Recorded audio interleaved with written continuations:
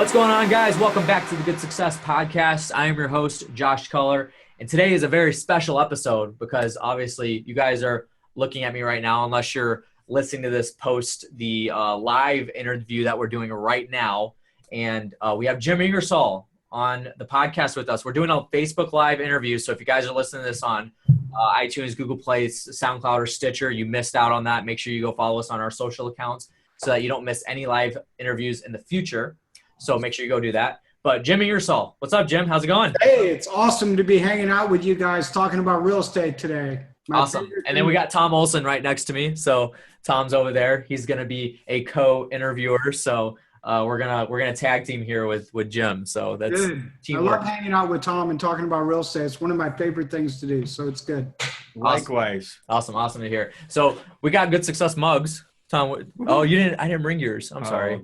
We got Good Success mugs. So I got the Christmas card though. The Christmas card. Yeah, on our quick tip videos. But anyway, there is not coffee in this. It's just water. So just a little hint. Good Success gear coming out soon. Okay.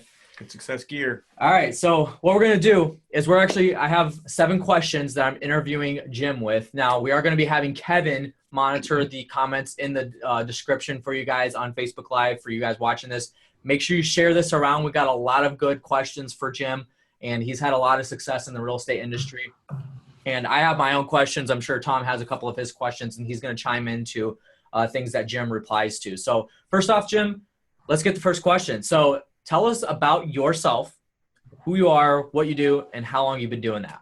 Boy, that's a really open-ended question. You know, we could talk about that for about 30 seconds. 30 seconds? Man, I don't really enjoy talking about myself. Yes, Jim Ingersoll, I live in beautiful Richmond, Virginia. Been investing full-time for about 11 or 12 years. Before that, I was in engineering and ran some factories and different things. But it's been full gear in real estate for a long time. Started off wholesaling like a lot of people and did all kinds of different things in real estate, every deal you could ever imagine, and lots and lots of transactions. Awesome. And fix and flip is your favorite, right? If I'm correct. It's fix and flip's a lot of work, man. Yep. But we do a lot of them, yes. Never anybody's favorite. A lot of moving parts, but you take what the market gives. Yeah. Right now, our retail product is in very high demand because inventory is low and demand is strong. Awesome. So, I think it's good to sell when others are buying and buy when others are selling. That's simple little takeaways for everybody listening because it's that simple. Yeah, sometimes it's a lot more simple than we make it, isn't it, Jim? I agree. And if you're going to scale up your business like you've done, Tom, you've got to have stuff that's repeatable systems and processes for sure. Absolutely. Awesome. Well, good to hear. So those of you who don't know who Jim is, if you guys are not watching this on Jim's page, but you guys are coming to us through our Good Success page or even the videos that Tom's sharing on his Facebook page right now, this is who Jim is. Jim is a very good friend of ours at Good Success, and eventually we're going to get him to come to the Good Success Mastermind, which we're going to talk about later. So I've been to your place before. I love it, and I'm coming back next summer sometime. Awesome. That's good to hear. Yeah, so we're going to talk about an event, guys, that we're going to have in the summer that Jim's going to be headlining speaking at. So make sure you guys pay attention. I'm not sure if you know, Jim, but we actually named it the Community Go Giver Event. So I saw that. I loved it. Yeah. Awesome. I love the Go Giver book and the Go Giver Leader. I mean, 2 books that really rocked my world. They're great books. Awesome. Good to hear. All right. So question number 2. Tell us about your real estate success with Jim Ingersoll podcast. So we obviously have you on our podcast as a guest right now. I think you're going to actually be having Christina Schnurr, which is the integrator for Olson Group and Good Success, the whole workings of that. And she's going to be on your podcast. I know that you have had Tom a couple times. Oh yeah. I believe we had you last year at some point, early into our podcast. And so that was awesome. But tell us a little bit about your podcast, what it's all about, what people can expect, and how to get to your podcast. Well, you can find it on iTunes or just Google it if you want, Real Estate Success, and put my name, Jim Ingersoll, next to it. You will definitely find it. And as you know, it's a lot of fun because I get to talk to a lot of guests. And what's really cool as host is you get to ask the questions. So I ask the questions that intrigue me the most of my favorite guests. Tom was certainly one of them. Tom came on my podcast, and it was one of the longest ones we've ever done. Yeah, I think it's almost an hour long of Tom Olson. What are you trying to say? He's trying to say that Tom is long-winded at the end. Yeah, that's exactly what he's trying to say. No, it's great. I love it because That's why I have Josh do ours. There you go. It connects people, and Yep. and this is a networking business. Absolutely. So everybody Say your should quote. What's your consider quote? being. What's your quote about Yes. networking? Yeah, it's great. I love it. So Real Estate Success Podcast. Been good. Yes. Awesome. So what your quote though about networking? You always say it. What is it? Your network is your net worth. There it is. Yeah. That's it right there. I wish I knew that at your age, Josh, because it's so true. Absolutely. Absolutely. So awesome to hear. I've even taken that a little farther, Jim. And Yeah. I say your network is not only your net worth, it's actually your survival plan. There you go. And I think a lot of people, if they knew how much your network could really Yeah. help you when you really need them, that's what you got to think about sometimes. Absolutely. Yeah, no, I agree. And if you want to see where you're headed, take a look at the group of friends and see who those 5 closest people are, just like Jim Rohn said. Yep. We're going to influence you and help you move up or down. Yes. Yeah. You got to average up. That's You got to average up. You're the people that you associate yourself with or hang out with or whatever. Right.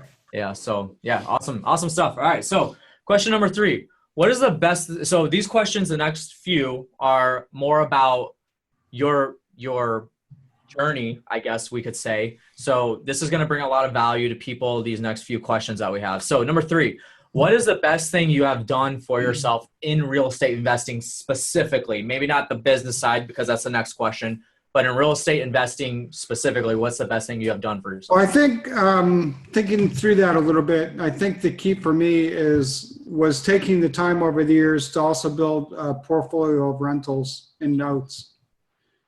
Because it's so easy to get on a hamster wheel of transactional income. This is where realtors get into trouble. It's where people that only do fix and flip get into trouble. It's where people that only do wholesale deals get in trouble. Because as soon as you lose your deal flow or you get tired and want to slow down, all your income stops. So if you can start to build some passive income, you will find a path to build true wealth and really find financial freedom down the road. Awesome. So yeah, it's funny because I see that. I see that on both sides, Jim. Sometimes I see people that go 100% into rentals, Yeah. people that go 100% into fix and flip or 100% into wholesale. And I'm like, you've got to have at least a little bit of both because you need those big hits. You need the big amounts of cash for active income, but you also want to be building something that's repeatable, that's going to happen every single month on autopilot. So I totally agree with you. And I appreciate that. Now, this is probably a loaded question, but what's the best way about getting into the real estate game? If somebody's never done it before, where do they start with that? Well, I think you got to decide what do you need, because some people are at different points of their life. So you might have some people that are going to, they don't want to be actively involved, but they want to be passively involved. They may have retirement money set aside or money sitting in a CD or something like that. And they can participate in other people's deals very easily. They could buy a turnkey rental from you folks, or they could be a private lender, or they could do equity joint ventures or whatever. So or you can invest in notes. So the cool thing is there's a lot of different ways you can invest truly passively if you're in the position to do so. If you have some capital sitting and you're ready to deploy it. The other question is, if you really need active income and you're like, want to quit your job, you hate your job, you're 9 to 5 or whatever, and you want to jump in, then you've got to replace that income so your family can eat every day, right? Mm-hmm. And you can send your kids to college, and you can buy your family nice Christmas gifts that's coming up right around the corner. And so you're going to need some transactional income. The best way to get that quickly is probably wholesaling would come to mind, or maybe doing some fix and flips. Gotcha. Awesome. Good information. All right. So just to take a break here. So you guys are watching live on Facebook right now. And if you have not already, make sure you share this video so that it gets around. We need to get the news out about good success and being with Jim Ingersoll right now. So Jim Ingersoll out of Richmond, Virginia. You guys, this podcast is going to be coming out right after this live video. So make sure if you missed previously in the live video, make sure that you guys go listen to it on iTunes, Google Play, SoundCloud, and Stitcher. So we're going to be posting that a little bit later on today. But right now we are live with Jim. So make sure you guys give us a big thumbs up. Leave your comments below. We got Kevin monitoring. Yes, thank you for all the likes that have been flowing in, guys. It's awesome to see. You guys rock. Everywhere. Awesome. All right. So the next question that we have is, what is the best thing? So this is different from the previous one. All right. What is the best thing that you have done for yourself to grow your business? To grow my business. Okay. Well, I said earlier, I kind of time the cycles like this. If everyone's buying, then I'm selling. If everyone's selling, then I'm buying. So it's backwards from everybody else, right? So right now we're in a market where retail is really hot.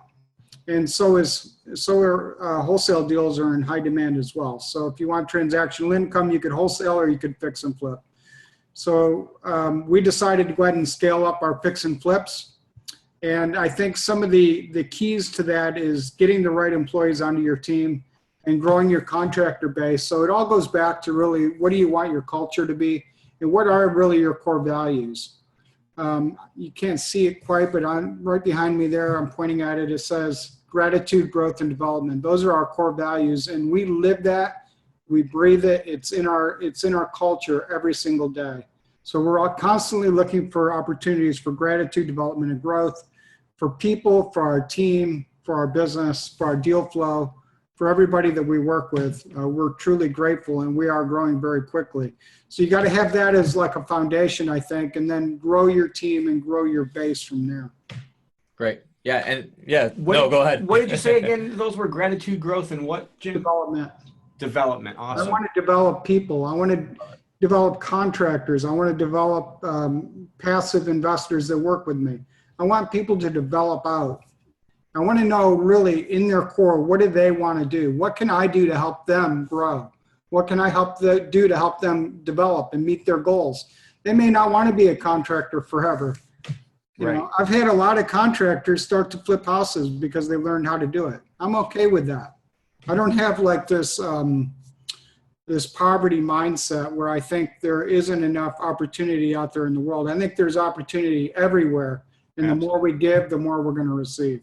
Absolutely. And you know, I think is so interesting. I talk about core values as well too. I know. And you know that, Jim. And we've kind of like since we actually had two companies almost like come together as one, we kind of redid our core values, and they kind of were a combination of what we had before. We ended up with charity, stewardship, growth. Wow. And now it's flipped my mind. Class. No, it's not world class. That was growth. It's charity. Right. Oh, community. Yeah, community. Yeah. So it's like, to me, what I think is very interesting is whenever I go around the country and I talk to people that I know are my friends and we're close, like people like you, they're always very similar in core values, because like I want my network of people outside to be very similar to the people that I want inside too. So when you said gratitude, which I think is very similar to, to community maybe, or having a community. Growth obviously is the same. Stewardship I think is very similar to your development. Yeah, and no, I agree. Always trying to make sure that if you think that you're at the top, like I don't want you anymore. Like I don't want to work with people that think that they know it all, and I don't know it all. I'm trying to learn every single day. And once you get there, so I think it's really interesting too that I really like that you think that's the most important thing is developing the culture. Tom, we try to carry that on, outside the walls of our office too, and into our entire network and all of our teams. So we want that culture right on our job sites. Even though they're subcontractors, I expect that same culture, at least, gravitating that direction. So whether somebody's installing an HVAC unit or hanging a light or doing flooring or painting or carpentry, demo, it doesn't matter. That's the direction we want. And I want them to know that's where we're headed. Awesome. Yeah. And like you said, like you said, we take it outside. So all of those core values that he mentioned, we expect that from our mastermind members, right? So everybody that comes into our community for the mastermind, we vet them, like not directly saying, oh, do you have all these core values? But you can always tell in a personality when somebody has that. And then what happens is we've actually brought a couple people in that just didn't fit the room because of the core values. Right. And they didn't beat it out. They just ended up not like, it's not that we had to say, no, you can't join. It's like they didn't ask to come back. Right. And that's okay with us because we don't want those type of people in the room, right? So that's awesome. It goes outside of our company. Like what happens inside is also outside with the, like he said, the network of people that we reach with. So no, absolutely. And, you know, I even try to take that gratitude component into my other side businesses, like my rental portfolio. And, you know, you've got to be careful about managing tenants and contractors both. But if you've got somebody who's been with you a long time and they're good and they pay their rent on time, they leave you alone, they only call when there's a serious issue, then we need to recognize them and thank them, especially at this time of the year being Christmas. Yeah, absolutely. Yeah. And just one more quick thing on that. I started doing this 3 years ago with I even developed what I called family rules, and it's really core values. And it starts with be kind. It's a little different, but it's all getting the same. It's be kind, be honest, no whining. You kind of want that, especially with the younger ones around the house. Yeah. But brush your teeth, ask before you take a cookie.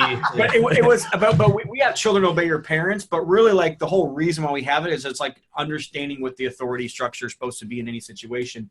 But I was so proud of my. She was 6 years old at the time, Edie.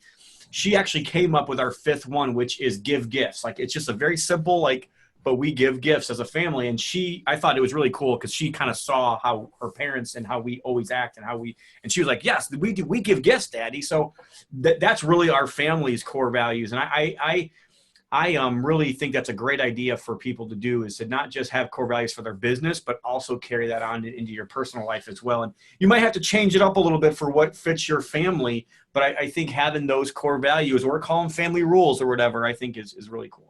I do too, Tom. I think it's a great point to make. Great. Awesome. All right. So next question. What is the biggest mistake you have made in investing? I see your face there. How did you recover from it? So nobody ever makes mistakes. I love asking these questions because every single time I ask this question to somebody that we're interviewing, always get a different answer. I mean, we had a guy on our podcast a couple episodes ago. His name's Roger Blankenship. He's from Atlanta. And he went through the real estate crash and actually came out on top. He was one of those people that came out on top and just pushed through it. So and every other person I've asked this question to in an interview just had completely different answers. So well, I went it may not be the crash, but all the way through that crash too, but I'm not going down that memory lane today. and I made it through. So people if the market shifts, you just got to shift with it. Right. I'm going to talk about, Cheryl and I got started really young. So we got married. Cheryl was 19, I was 21, and we bought our first house. That was fine. And growing up, my dad made being a landlord look really easy. He had some duplexes and did really well with them. So I think we were 23. And Cheryl and I said, that's a duplex we're going to buy. And we didn't have a clue what we were doing. We had no network. We had no training. We had no mentors, nobody at all. So we went ahead and bought it, got a bank loan on it, and probably put 10% down. And it was a $21,000 duplex. Looked so good on paper, right? We had 3 bedrooms down, a couple bedrooms up, and didn't realize all the deferred maintenance that was required, all the things that were wrong with that house. And so all of a sudden we were really struggling on cash, being young and over our heads and no clue. And so stuff would break and I would have to go over and try to repair a boiler myself. And Tom, this is in Jamestown, New York, by the way, where it's really cold in the winter. Hometown.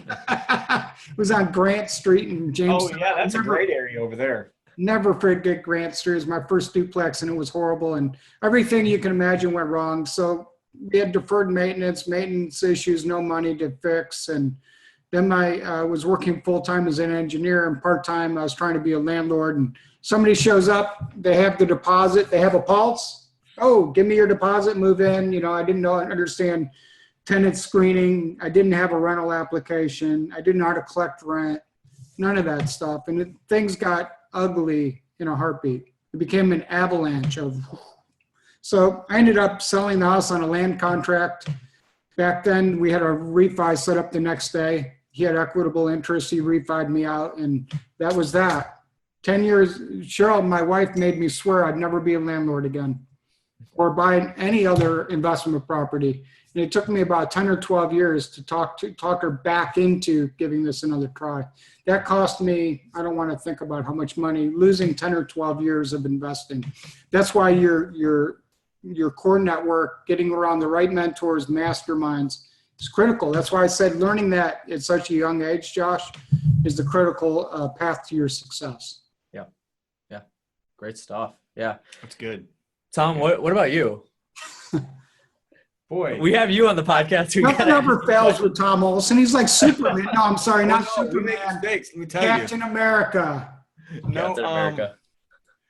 You know, when I was with a previous partner, we did a deal where we just didn't look at days on market, I think, and we kept lowering the price on a property. I think we lost $30,000 on a fix and flip. It was like a $400,000 house or something like that. But for me, it's more or less, it's kind of interesting that you said it was like one thing that happened after another. It was like a compound effect negatively because you didn't set yourself up for success. And I think the biggest mistake that most people make is they don't prepare for success. And if you're not prepared for it, you're not going to be able to take advantage of it when it happens. When something does happen, they give up. It's like, I'm out, go. I would say the biggest mistake I've made, I mean, other than like maybe losing money on projects, you know, because I'm the type of person, I get to the point where I'm like, if I'm going to lose money on it, it's just, okay, I'm going to lose money on a property. Right. So we do hundreds of deals a year, but we probably lose money still, even ourselves, on a couple deals every single year. Yep.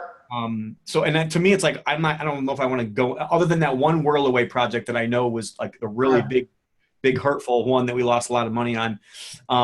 You know, most of the time just happens with like cities come get involved and they want everything done. And then we had one city, literally it took us 4 months to close a house after it was under contract because the city wouldn't give us a occupancy permit because of some weird space issue in a bathroom in the basement. It's like the weirdest thing in the world. And then to get the inspector to come out, it took them 2 weeks every time we called him to come out and look at something one time. And it was the weirdest thing. But I would say, If I would go back and do something, anything different, it would be after 2008. I would have held a lot more properties from 2008, 2009. That's a good question to start asking people. Yeah, that's quite a bit, but I would have held a lot more for sure. Yeah, I mean, we did pretty well, and I can't complain. But if I would have known that what I know now, I would have went into $10 million worth of debt at that point in time. Yeah. Paying, I don't even care if I would have paid 12% interest, whatever. It would have been insane. Those same properties now we were picking up for $20,000 and $30,000 are selling for $120,000, $130,000 right now. So that's going to lead us right into our next question. So before we go into that, you guys are watching live on Facebook right now. We are interviewing Jim Ingersoll from Richmond, Virginia. He is awesome. He's a great friend of Good Success. Make sure you guys give this video a thumbs up. Share it around so that this video gets around. And then this podcast is actually going to be published this live video is actually going to be published as a podcast later on today. And you guys can listen to that on iTunes, Google Play, SoundCloud, and Stitcher. If you are watching from Jim's page and you don't know Good Success, come check us out. We're on all the social media platforms, YouTube, Facebook, Instagram, and Twitter. So make sure you guys come check us out and see what we're all about. So next question, Jim. Take it away. We just previously talked about this, but going right into it, what are your thoughts on the current state of the real estate market and investing market? Okay. And how do you think it'll affect you in the future? So we have Tom that talks about the real estate cycle. What are your thoughts on it? Well, I think it is a cycle. The question is, when is it going to shift? And I was looking at data as recently as yesterday, and our local market is still very tight on inventory, like between 7 and 9 weeks, I believe. And so the market is strong. There's plenty of buyers still. And I think we're going to run into issues with affordability. You know, you never know what the Fed's going to do with interest rates. There's always a lot of unknowns. But as of today, like right now, market's still very strong, and there's high demand for retail product that's done right. Awesome. All right. I think investors are high demand for any product right now. Yeah. And investors are probably paying a little too much on stuff. Yeah, we get that all the time from people in Dallas. So we have a couple people in our Dallas market, and one of them just does mobile homes, so he doesn't really get affected. But the other one, Max Keller, he's in there, and he's always complaining about it. He actually went out of state in order to try to get some inventory flowing. So yeah, but anyway, okay. So last thing here that we're going to talk about is, and this is the big question, right? So anybody that's listening, that's a newbie investor or is just getting started, maybe done 1 or 2 deals, listen up here. So if a person that just got into real estate investing asked you, what is the one thing you wish you had learned before getting into real estate investing, what would you tell them? Mentors, masterminds, and your network, without a doubt. And really, before you start making money, you got to get the right mindset. Mentors, masterminds, and mindset. Mentors. Yeah, the 3 M's, M, and M. It's really true. I mean, I'm an engineer. I can understand how to do a transaction. I know how to negotiate. I can write a contract and buy a house, and I can fix it up and sell it. But really, if you want to accelerate what you're doing, if you want to shortcut the path a little bit, you've got to get around the right people and in the right rooms. That's why like your mastermind with good success is so critical. And getting that, building that network and getting around the people with the right mindset, taking out your head trash, not having a poverty mindset all the time is absolutely critical in my opinion. Yeah, Jimmy, you have an event coming up soon. I know I'm going to, and I'm excited about going. Yeah. Can you tell us a little bit about it? Yeah, it's coming up February 22nd, 23rd, and 24th in Richmond, Virginia. And you can check it out at investortrainingsummit.com. I'd love to see you guys and meet with you face to face. Looking forward to seeing Tom, of course. He's coming in February, right after his birthday, I'm told. So it should be a slam bam event for sure. Yeah, busy February. We have our mastermind too. I have a busy January and February. It's very busy. Yeah. So is it called the Cash Flow Boot Camp? Yeah, it is. And it's going to focus more on cash flow and building your net worth than it is flipping and wholesaling. But there'll be a little bit of that mixed in because every deal starts with a motivated seller. So we are going to focus on that. We're going to focus on private lending. We're going to focus on building rental portfolio and notes. And so I'm sure you're going to headline and do a lot of the speaking there, but what are some of the other speakers you have lined up? Well, I look forward to seeing what you have for us. But okay. Is that a plug? I didn't realize that, but that's not why I was asking. So on the Finding Motivated Sellers side, we've got 2. We've got Kathy Kennerbrook coming up from Florida. David Krulak just contacted me from Pennsylvania a couple days ago and basically, thank you, David, if you're watching, invited himself, which was great. He's a phenomenal guy on finding deal flow. And then, of course, on the notes side, we have Walter Wolford, cool. Self-directed IRAs with Quincy Long and John Heyer. Jeffrey Taylor, a.k.a. Mr. Landlord, is coming. Oh, I love Jeffrey. Wow. Yeah, we're trying to get him to come to our events. Reciprocating. So I'm going to St. Kitts in January with him, and he's coming for me in February. So he's actually a great guy. So there is a lot of people, and the caliber of the people attending, there's a lot of people that are attending that speak from all over the country. So it's going to be, we're going to have some breakout sessions, panels, masterminds, because I mean, I know the people that are coming and they're strong as well. So it's going to be a strong group for sure. Awesome. Fantastic. Can't wait. That lineup sounds an awful lot like our Community Go Giver event that's coming up. So, hey, I can't wait to get there. I can talk about flipping houses at your event, so that'll be fun. There you go. All right. So you guys, the cat's out of the bag. Jim is going to be headlining, speaking at the Community Go Giver event, which we're going to have up pretty soon. We're going to start getting that going. This is an early stage of what we're actually planning for that event. We're also going to have Walter Walford there and then a couple of other headlining speakers. Obviously, Tom is going to talk about it, but it's a 3-day event in July 25, 26, 27, correct? Yes, right. So in our office. It's actually in our office. Yes, correct. But we only got 80 seats. Fire marshal says no more than 80 people. So space will be limited. So you actually cannot purchase tickets just yet. So we're, like I said, we're letting the cat out of the bag. We just want to get this ahead of you guys and for you guys to keep an eye out for it. But we will have tickets going available very soon. And there will be a webpage for that you guys can watch. But make sure you keep an eye on our social media pages, and we'll announce when those tickets go on sale. Like Tom said, only 80 seats available. And the lineup is huge. So we're going to have Jim there, Walter Wofford with Financial Friends Network, and then Tom's going to headline. We're going to have several other speakers that are going to be there. In addition to that, it's going to be an awesome 3 days, and we're definitely looking forward to it. It's going to be awesome. So hopefully Jim's looking forward to it. Yes, let's go back to Jim. Can you tell us again how to get into your event? You said you gave us the website. InvestorTrainingsummit.com. 3 words. www.investortrainingsummit.com. All right, so we're going to have Kevin link that below so that you guys can go check that out, and we'll actually try to get that up right away right now so that you guys can go to that link and then sign up for that. So, yeah, I think that's it. Jim, awesome to have you on the podcast. We appreciate the interview, and we're looking forward to getting on your podcast as well, sending some of our people over. Very soon. Very soon. I'd love to have you back, Tom. Is there anything else we can do for you, Jim? Welcome back from Hawaii. Yes. He's not tan, though. I have to figure out all the words that were said to me the whole time I was there. Mahalo. Mahalo and, shaka, shaka, shaka. That's it. Shaka. That's awesome. Fantastic. All right. Well, you guys watched the live interview with Jim Ingersoll. Make sure you give this video a big thumbs up. Share it around so that you guys can spread the word of good success with Jim Ingersoll. And then we're going to be on his podcast. Like you said, it is real. What's the name of it? Real Estate Success.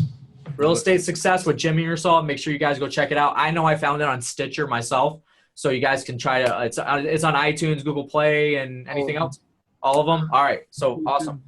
All right. So that's going to wrap it up for today's episode, guys. Thank you so much for watching, and make sure you leave comments below if you have any questions at all for Jim. We can get those over to Jim. Jim, what's a good place for them to contact you if anybody has any questions for you? Maybe they want to get you. They can email me. My name at Verizon.net. Jim Ingersoll at Verizon.net is fine. But the best place is to keep leaving your comments below this video on Facebook if that's where you're watching.